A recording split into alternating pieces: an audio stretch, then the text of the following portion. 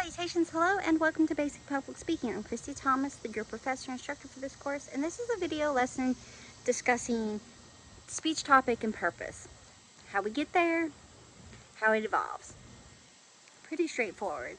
As always, there's publisher PowerPoints, Word documents, and publisher PDFs that go along with all the lessons that are located in the modules on Blackboard. So let's go ahead and get started, shall we? Up to this point, we've done a few different lessons about the background, speech genres, history. So as we move forward, the first thing I want to point out is that the ancient Greeks, and remember we talked about Aristotle, who's really the granddaddy of public speaking as we know it today. He was a student of Plato, and Gorgias was also in there, but really Aristotle laid down the foundation that we still use today. You know, different terminology and wording, but the idea and theories are still there. So our ancient Greeks and Roman forefathers, founding folks of public speaking, they had a name for this process of research and development of speeches, and it was called invention. And with this process of invention, this is discovering materials and arguments for the speeches. This is our basis when it comes to choosing speech topic and purpose. Now, choosing speech topic can get a little tricky at times if you go into it just completely aloof. And I say that because for the purpose of this course, and I'm sure I'm confident in your educational journey thus far, topics kind of already been picked out for you. And when I say that is that in this course, I give you an umbrella topic or genre. Informative, process, persuasive, celebratory, situation. But then I allow you more freedom underneath these generalized topics for you to specify. So that makes it a little easier on you. And probably up to this point in your educational career, you've had parameters set like that for you in your classes. You're giving a presentation, it could be just reiteration of information or the lesson taught, or perhaps a new perspective, or whatever the case may be, a book report on this subject or a report on this person. Anyway, so for this course, I kind of I don't enclose you in a little box, but I rein it in so that it's not so daunting at first when it comes to speech, your topic choice.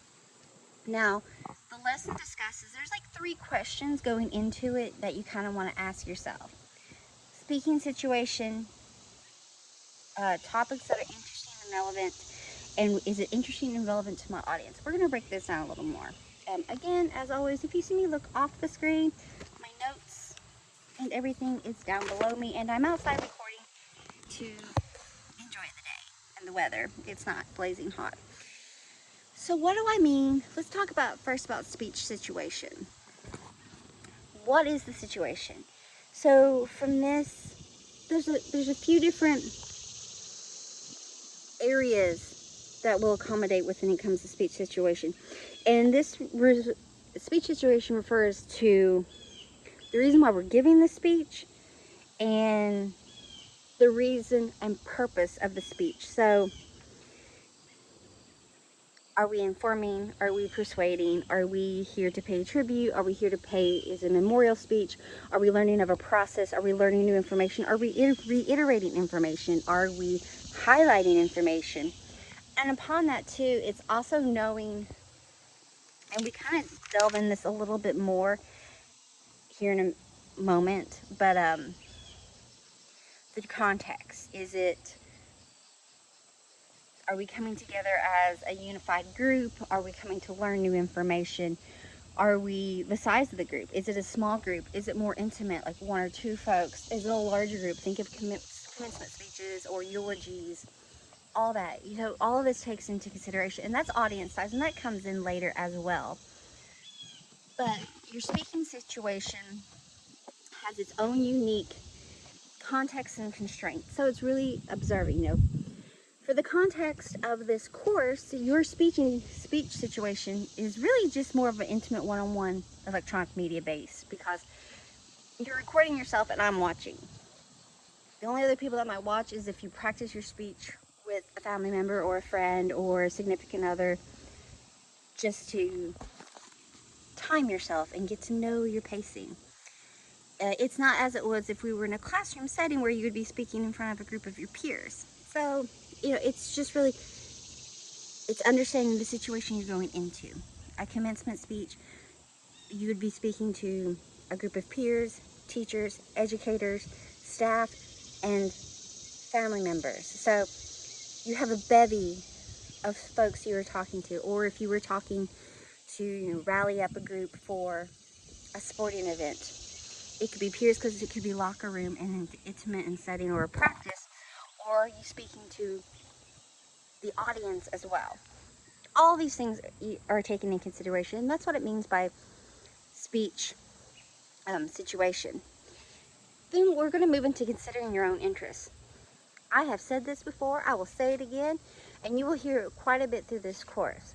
I want you to pick, when it comes to choosing your speech topic, pick something you enjoy, that brings a passion, that has a fire in your soul, that you enjoy, that you like, there's an interest, there's an enthusiasm there.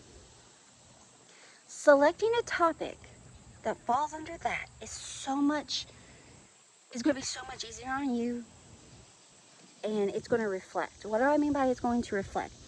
If you pick a topic that you do not know anything about, that you do not enjoy, that you do not agree with, that whatever the case would be, it's not your thing, it's going to show, because you're not going to put the time in to research it.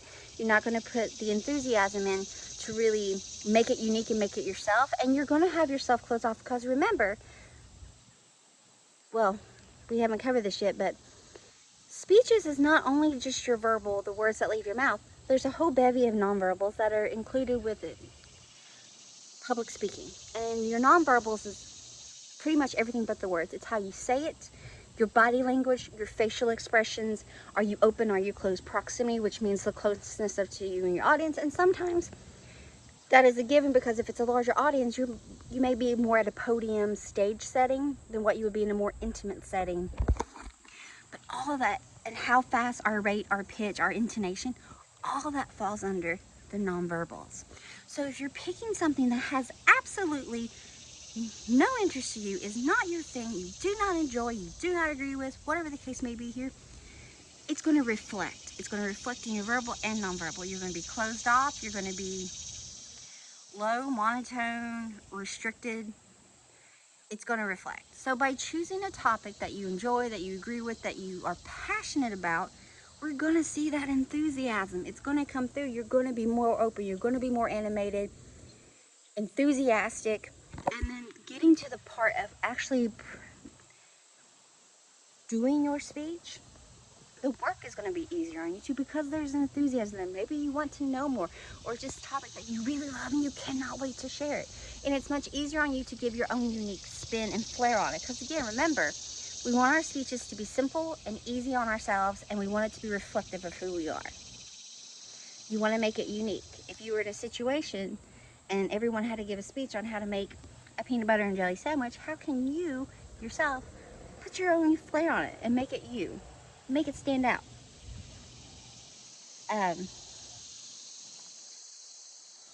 But that comes with it too. So again, pick something you like, that you enjoy, that you know, that you love, that you want to shout it from the rooftops for all the world to know, and to share your enthusiasm. And then from there, we're going to talk about audience, and we kind of touched base on it earlier about going in and knowing, it's your audience size, but it's also knowing your audience, because you're not going to speak to a group of kindergartners the same way you would speak to a group of peers, the same way that you would speak to a group of senior citizens. So it's knowing whom you're speaking to. It's going to help by knowing the group you're talking to. Body language, language choice itself, and delivery style. You won't use, one would think, you wouldn't use the same language for a group of peers as you would for a group of third graders giving a presentation or talking to a younger audience. and vice versa. You wouldn't talk to a group of a board of directors for a university as you would, you know, a group of peers. It's just letting you know what you're walking into and how you should uphold yourself, decorum, if you would. That all comes into play. Is it a formal, informal situation, large audience? You know, why are we coming together? That all comes with the audience. So you wouldn't speak to a group of young Republicans as you would the group of young Democrats, especially depending on where you lie within the political world. Do you know this is where I'm just going here. Knowing your audience, knowing the size, the demographic, socioeconomic, age, all that falls into knowing your audience. But again, talk about something that you enjoy. So let's talk about ways that we can choose speech topic beyond something that we enjoy. It's just brainstorming, really. And brainstorming, I know you have done this in your educational journey thus far. And it's just the creative process of developing ideas and solutions to problems. You've done it perhaps in other courses, in presentations, in book reports, in essays, in thesis. And not just that, but not just in the educational journey, brainstorming in everyday life, how to get from point A to point B. If I want to do this, how can I get here? What's a fun way to do this? Or how can I meet my goal? So you brainstorm ways and ideas to do so. So let's kind of break down different ways to brainstorm. There's word association or free association. They kind of interchange, and this is where someone says a word and you just kind of go off of it. So it'd be like apple, apple pie, pumpkin pie, Thanksgiving, Macy's Day Parade, and then you go off from there. Therapists use this, psychologists use this as a way to kind of break the shell of shyness. So it's also used a lot in public speaking courses. And if we were in a classroom setting, we most certainly would have a day of us just doing this, because it's just going off of, it's free association. You say a word and you say what comes to it, and you just keep building up from there.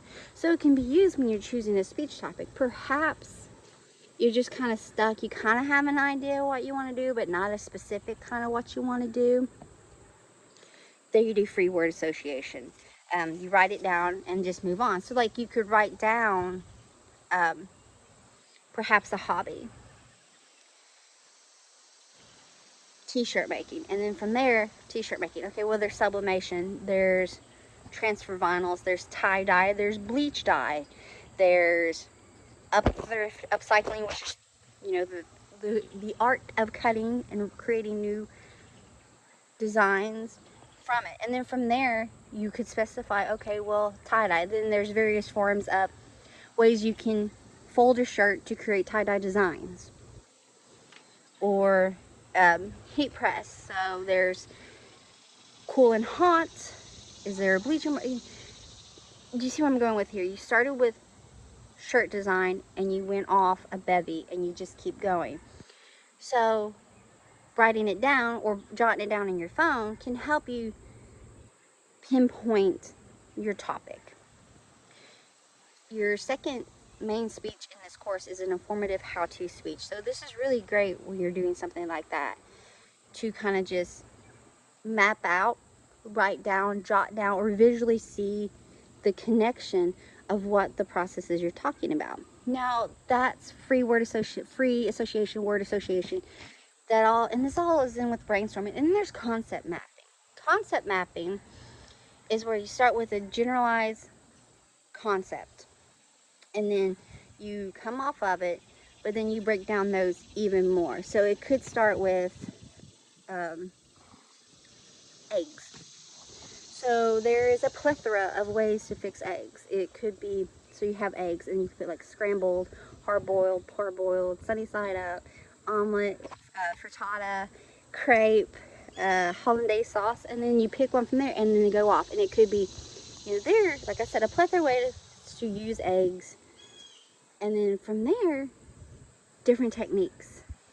um, ingredients, cooking temperatures. So by concept mapping, you start with a generalized abstract, it's not even abstract, a generalized concept. And from there, you create, like you're on a paper, of ideas to where you get to a finalized, detailed idea that starts with eggs and ends with, perhaps you're telling us the absolute best way to make a scrambled egg.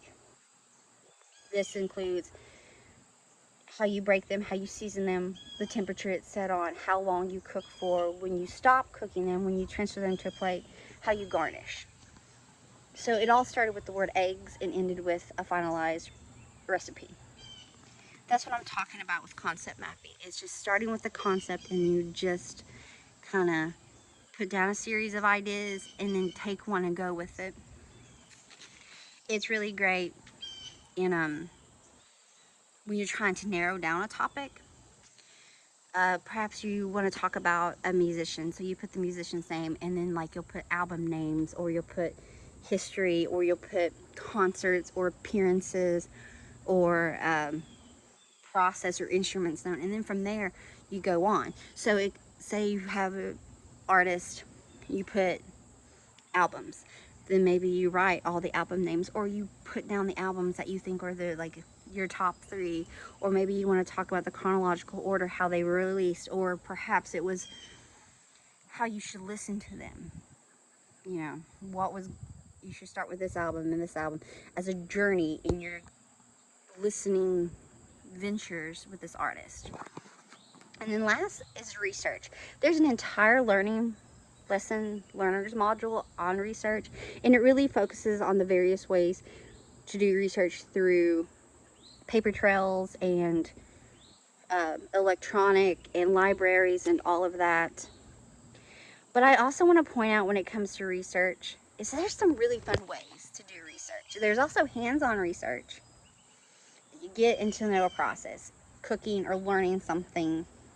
You know, practice makes perfect. That's a great way to research. If it's a taste test situation, research. It could be hands-on, or you're asking folks, or you're going and trying out. Perhaps you want to know the very best place to get a slice of pizza from in a restaurant. So you research it by going to different ones, and you have a set of criteria to follow. Sauce ratio, cheese ratio, meat ratio, and you get the same order for every restaurant. Perhaps it's just your basic pepperoni size.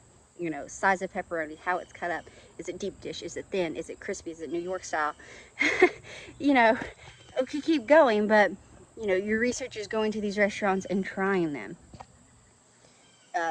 Crust, anyway.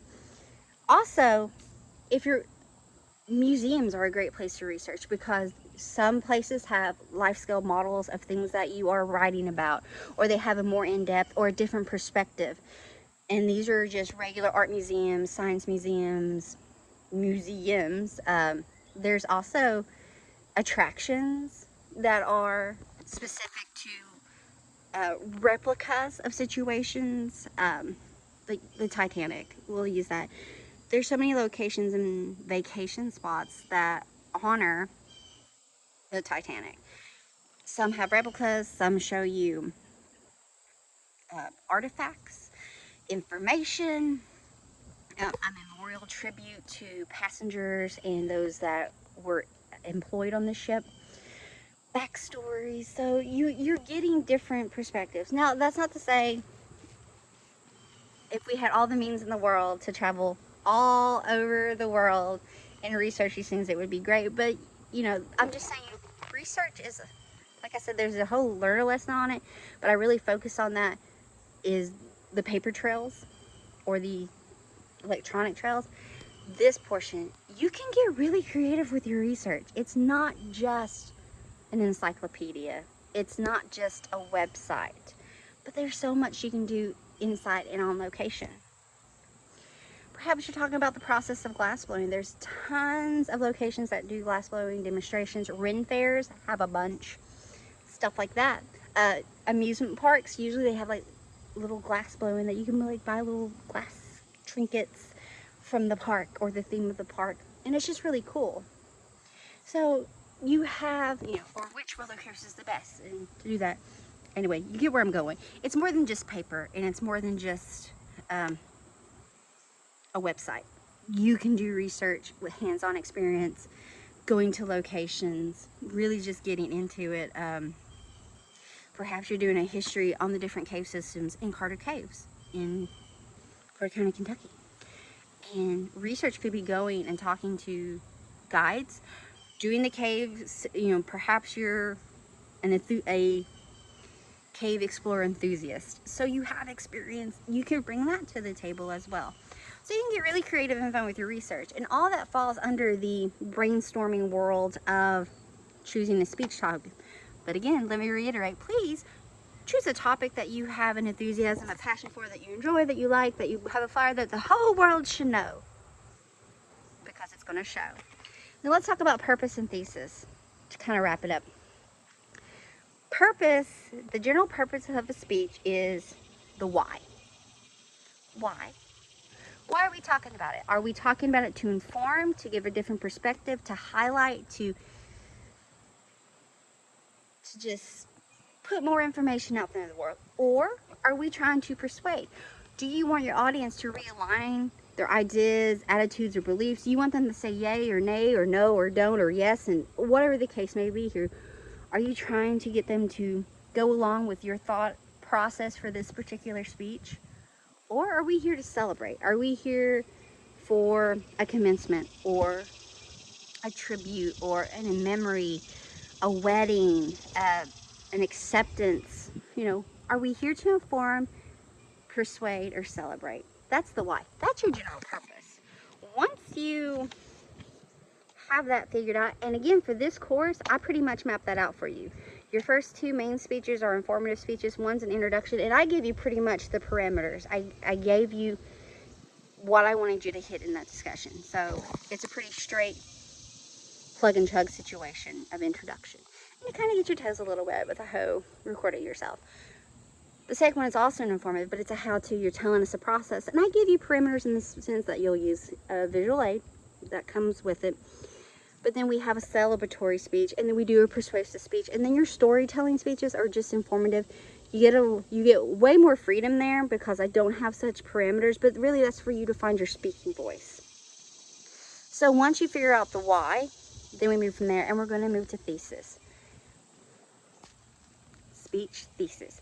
A thesis statement, when it comes to public speaking, is a single sentence that expresses the topic and purpose of the speech. So the best way to describe this, if you were to, when it comes to your speech, if you were to give a preview, a one sentence preview of your speech, that's what this is. So perhaps the genre is informative, check. The purpose is to make a cupcake, check. Your thesis statement is how to make a bakery style cupcake from a box mix. Boom. I know what I'm getting ready. Your audience knows what they're getting ready to learn because it's a specific statement. And this is just one sentence, a one sentence for all the glory preview of your speech. That's what a thesis statement is. It is clear, it is concise, and it is to the point. Because again, remember folks, you want to keep it simple. You get too elaborate, you're going to lose folks. You're going to lose them on paper, you're going to lose them in person, you're going to lose them all across the board. And we want to keep attention, we want to keep it quick, we want to keep it simple, concise, and enthralling. So, once you know the genre, informative, celebratory, persuasive, your purpose, talk about Marvel movies. Your thesis statement would be to chronologically list the films of the Marvel Cinematic Universe. Boom. Then you start with then you go into your speech, and we talk about intros, transitions, and conclusions in a different lesson module. But this module was to discuss ways we can get to our speech topic, the purpose, and a thesis statement. So let's wrap it up, shall we? To get to a topic, I give you genre for this course. And I kind of give you an umbrella topic. When I say it, but that falls with the genre. Informative, introduction, informative, how-to, celebratory, tell me a story, or persuasive. Okay? Boom, bam, thank you, ma'am. From there, you pick your topic. The first main speech, I set the parameters pretty much all the way. You just kind of plug and chug the questions that I want you to cover. Wonderful. Your second informative main speech is an informative how-to process. You brainstorm your ways to tell us to discuss a process with us, how to do something, how something works, whatever the case may be here. Again, pick something that you love, that you enjoy, that you want to do, that you know something about, that just brings you happiness and joy to your soul, because it will reflect not only your verbal, remember those are the words out of our mouths, and our nonverbal, which is everything else. Body movements, proximity, eye contact, pace, rate, all that. Intonation, all that falls under your nonverbals. So once we have you pick your topic, pick the purpose. Are you just here to inform us? Fabulous, wonderful. Are we here to celebrate a situation? Great, grand, amazing. Or are you here to persuade? Are you here to tell us why we should and shouldn't, or why we need to change and align ourselves with what you're saying? Wonderful. Then from there, give me a thesis statement. Remember, this is a one-sentence statement, and it's going to tell us what we're going to learn. It's the whole shebang wrapped up in one sentence. So this is not something that is Tolkien-esque length. One sentence. Why are we here? Why are we listening? All right, folks, that is topic, purpose, and thesis. If there's any questions, or if you want to dive more into this information, feel free to contact me and we can have a chat about it. Anyway, folks, I hope you have an amazing day. Thanks so much. Bye.